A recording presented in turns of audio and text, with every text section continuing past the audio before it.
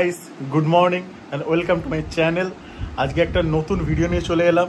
আজকে একটা নতুন রেসিপি বানাবো, যেটা আমি আমার কলেজ লাইফে একটা দাদা আমাকে শিখিয়েছিল।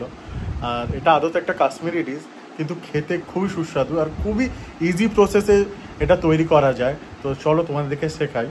রেসিপিটার নাম হলো চিকেন কান্তি। অনেকেই জানো, অনেকেই জানো না। আর যারা জানো না তাদের দিকে একবার দেখিয়ে দিই, আর যারা জানো তারাও একবার দেখে নাও কীভাবে আমি তৈরি করি। তো চলো জিনিসটা তৈরি করা যাক, আর তোমাদেরকে দেখানো যাক জিনিসটা কীভাবে তৈরি হয়। তো চলো শুরু করা যাক। কিচেনে এসে গেছি। এবার আমাদের একটা মশলা তৈরি করতে হবে, যেটা চিকেন কান্তির মশলা। তো তোমাদের দিকে ইনগ্রিডিয়েন্টসগুলো দেখিয়ে দিই কী কী লাগবে এই মশলাটা তৈরি করার জন্য। কান্তির মশলা তৈরি করতে যা যা লাগবে অলরেডি আমি সেইগুলোকে একটা প্লেটে সাজিয়ে নিয়েছি।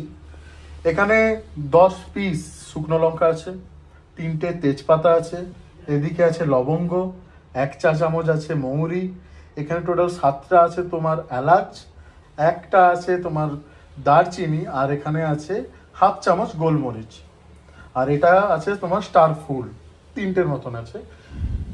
তো কড়াটা গরম হয়ে গেলেই এই ইনগ্রিডিয়েন্টসগুলোকে কড়াতে দিয়ে একটু ড্রাই রোস্ট করে নেবো। তারপরে মিক্সিতে দিয়ে এটার একটা পেস্ট মানে মশলা বানিয়ে নেবো।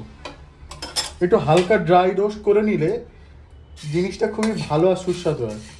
কড়াটা হালকা গরম হয়ে গেছে, এবার এটাকে একটু ড্রাই রোস্ট করে নিচ্ছি।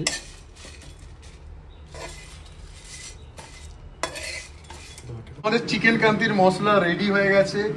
মশলা থেকে অসাধারণ গন্ধ আসছে।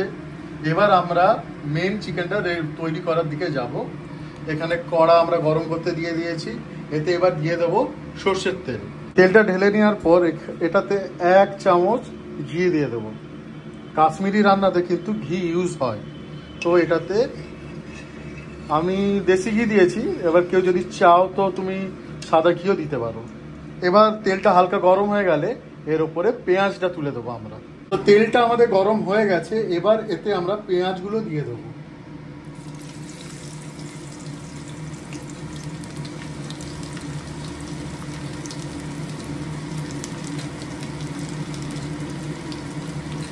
পেঁয়াজগুলো দেওয়ার পর এবার এটাকে একটু হালকা ব্রাউন হওয়া পর্যন্ত ভেজে নেব। আর যখন দেখবে পেঁয়াজটা হালকা ব্রাউন হয়ে যাবে, তখন একটা খুব সুন্দর একটা স্মেল উঠবে আমার এই পেঁয়াজটা থেকে।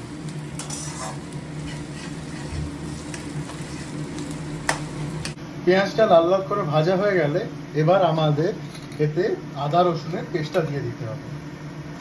রেসিপিটা খুবই ইজি, কিন্তু পরপর এই পদ্ধতিগুলোকে জেনে রাখতে হবে যে কিভাবে কি দেওয়া হচ্ছে।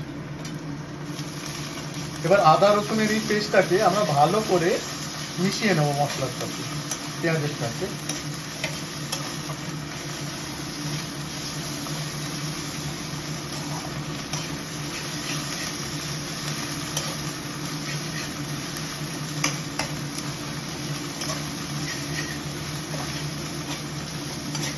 আদা রসুনের পেস্টের সাথে পেঁয়াজটা ভাজার সাথে সাথে স্বাদ মতো নুন দিয়ে দিতে হবে, দিয়ে একটু হালকা নেড়ে নিতে হবে।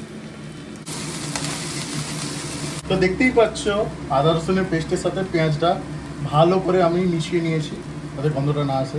এরপর 2 চা চামচ কাশ্মীরি লঙ্কার গুঁড়ো দিয়ে নেড়ে নিতে হবে।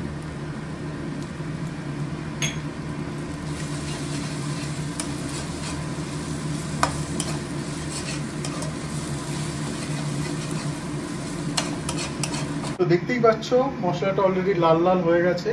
এরপর আমি চিকেনগুলোকে এতে দিয়ে দেবো।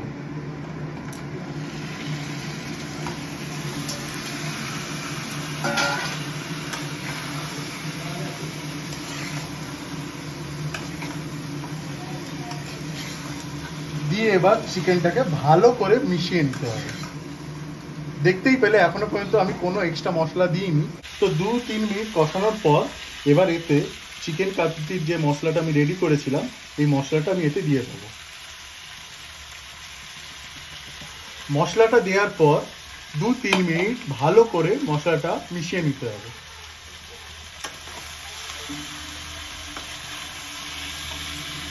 তো 2 মিনিট চিকেনটা কষানোর পর এতে এবার দইটা দিয়ে দেবো। এটা টোটাল 200 ml এর মতন দই আছে, কিন্তু এর মিডিলে কোনোভাবেই জল দেবেন না। এবার দইটা দিয়ে একটু নেড়ে নেব।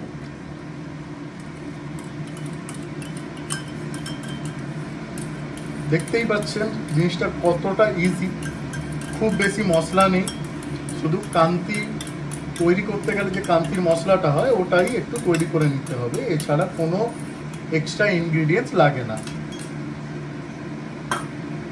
এরপর এই দইটা দিয়ে ভালো করে নাড়িয়ে নেব। এর মিডিলে যদি দইটা দেখেন যদি ফেটে যায় তাতে কোনো অসুবিধা নেই। এর মধ্যেই গন্ধটা খুব সুন্দর উঠতে শুরু করেছে। সারাদিনই তো অন্যান্য চিকেন ট্রাই করেছেন, চিকেন দো পেঁয়াজা কড়াই চিকেন, চিকেন কষা, এটা একটা অন্য স্বাদের চিকেন, এটাও একবার ট্রাই করে দেখুন কেমন লাগে।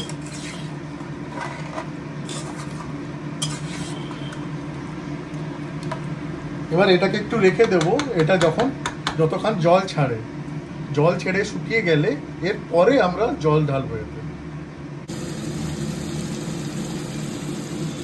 অলরেডি জলটা শুকিয়ে এবার তেলটা বেরোনো শুরু হয়ে গেছে, এরপরে আমি জল দিয়ে রেখে দেবো।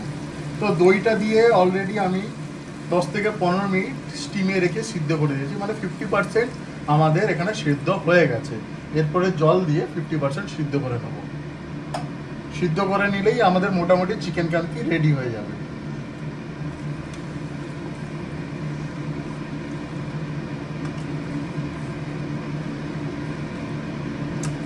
খুবই লোভনীয় একটা রেসিপি, খুবই সহজেই আপনি বাড়িতে বানাতে পারবেন। তো অবশ্যই বাড়িতে একবার ট্রাই করবেন এই চিকেন কান্তিটা, আর আমাকে কমেন্টে জানাবেন কেমন লাগছে। তো এবার আমি এইটাতে ঢাকা দিয়ে পুরোটা সিদ্ধ হওয়ার জন্য রেখে দেবো। তেলও ছেড়ে দিয়েছে আর আমাদের চিকেন কান্তি মশলাও রেডি হয়ে গেছে। এবার এটা নামানোর আগে এর উপরে অল্প করে একটু কস্তুরি মেথি ছড়িয়ে দেবো। অসাধারণ গন্ধ আসছে। তো দেখতেই পেলেন কত সহজে চিকেন কান্তি রেডি হয়ে গেছে। এরপরে ভাত, রুটি, পরোটা যেটা ইচ্ছের সাথে ট্রাই করুন, আর কেমন লাগে সেটা একটু জানান। দেখতেই পেলেন কত সহজে চিকেন কান্তি রেডি হয়ে গেছে। আশা করি আপনাদের ভিডিওটা খুবই ভালো লেগেছে। আর দেখতেই পাচ্ছেন গরমে একদম ঘেমে গেছি। আর এটা ট্রাই করুন, ভাত, রুটি, পরোটা যেটার সাথে খুশি খান, অবশ্যই আপনাদের ভালো লাগবে। আর এই রেসিপিটা একটু স্পাইসি, যারা ঝাল কম খান তারা একটু শুকনো লঙ্কার গোলমরিচটা কম দেবেন, এটা আপনাদের বলে রাখি। তো আজকের জন্য বাই, আবার পরবর্তীকালে কোনো একটা ভিডিওতে আবার দেখা হবে আপনাদের সাথে। তো টাটা।